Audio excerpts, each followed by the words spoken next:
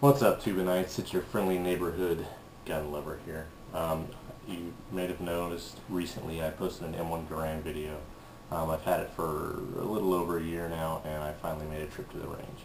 Part of the problem that I didn't know before I bought the M1 was that you can't shoot any modern ammo with the stock gas plug, which is this little fella right there. The problem is, because it's an older design, it was designed around the M2 ball cartridge, which most of you, anybody that's a Garand fan, knows this. So the problem is when you shoot modern ammo and it's too hot, and it's really hard on the operating rod, and some have also said it can also damage your receiver as the end result. There's a couple fixes. There's one company that sells an adjustable gas plug that you can install in your gas plug spot, but every time you change loads you have to sit there and adjust it and get it just right, and I mean, you're spending more time adjusting than you are shooting. It's just not very much fun. That didn't really appeal to me after I got my M1, so I kept looking around, and I found this little bad boy. This is from GarandGear.com. There's a gentleman by the name of Eric. I don't recall his last name, but anyways, Eric came up with the idea for a ported gas plug, is what he calls it. And what that is, I don't know if you're going to be able to see real clearly on video, but I'll have a picture.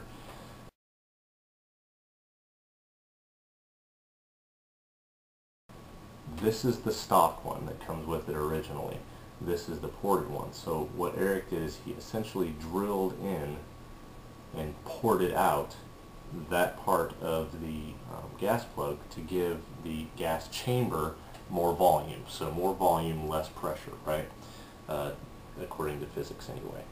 So in theory, when you put this in your M1 Garand, you can shoot pretty much any modern ammo in it without fear of overgassing your system and bending an op rod or cracking a receiver.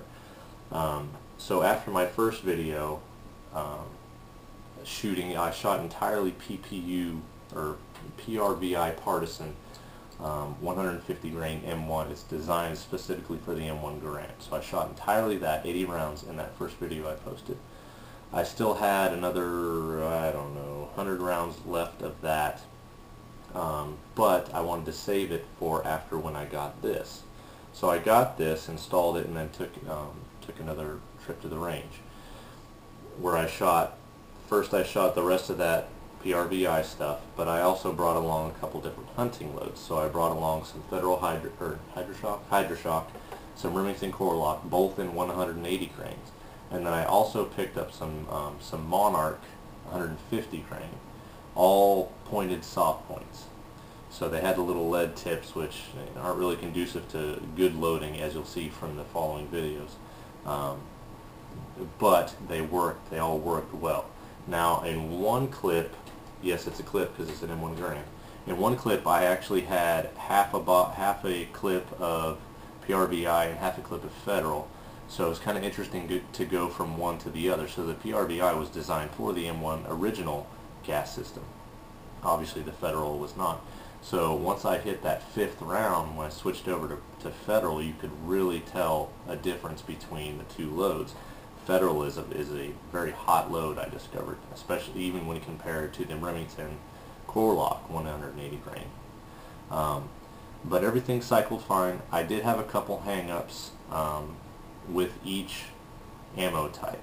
So with the Federal, I had one failure to load, which after I spoke to a couple other guys that had Garands at the range, they said it's that soft point, or that lead point that kind of gums it up every now and then. But between Federal and Remington, I only had one failure to feed per ammunition type. Now I only shot 20 rounds of Federal, so I didn't have much of a chance to test that quite as thoroughly. But the Remington I shot 40 rounds of, and like I said, it was just that one hang-up that I remember anyway, and the video may show differently. The Monarch, on the other hand, is where I had a fair amount of problems. So after my very first round shooting the Monarch, you'll see in the video I came up with a click. Well, I thought it was a misfire or a hang fire, so you'll see in the video I sat there and wait. I counted to 30. I turned the video off so you guys didn't have to sit there and watch me count to 30, but I did the 30 seconds and waited. Went to went to eject the round, and there was no round, so I just pulled it back, let it go, and loaded another round. That happened 2 or 3 times. And then on my very last clip, or my second to last clip, I had one round where that lead nose got caught, I guess, but it ended up shoving the bullet all the way, not all the way back, but it shoved it back into the case, which is unsafe to shoot after it does that. And I have 2 pictures of that as well that I can roll in.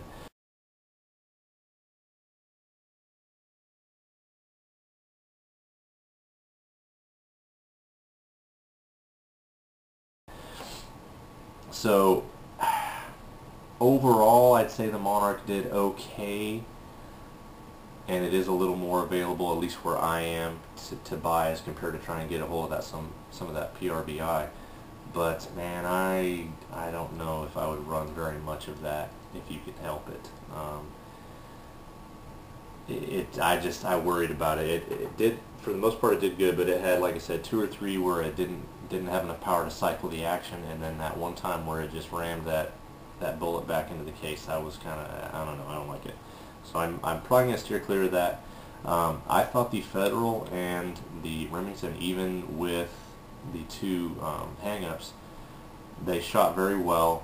They loaded fine. I didn't have, aside from those 2 hang-ups, I didn't have any problems. I almost wonder if, so I shot 180 grain out of the Federal and the Remington. I almost wonder if the 150 grain would be better for that action, just because I noticed when I switched over from PRBI to Federal, the recoil jumped through the roof. I mean, .6 is a pretty stout round, and those of you that have shot an M1 Garand with regular loads for it, it's really not that bad. But especially that Federal, when that Federal kicked in, man, it hammered your shoulder. The Remington wasn't quite as bad. I think the Federal is quite a bit hotter than the Remington, oddly enough. You'd think they'd be pretty close, but that's my take on it. I plan on doing future ammo tests. If there's any specific type of ammo you'd like me to get a hold of, please let me know. Keep in mind, man, I'm not going to go buy, you know, some silver-coated awesome round to test this out with.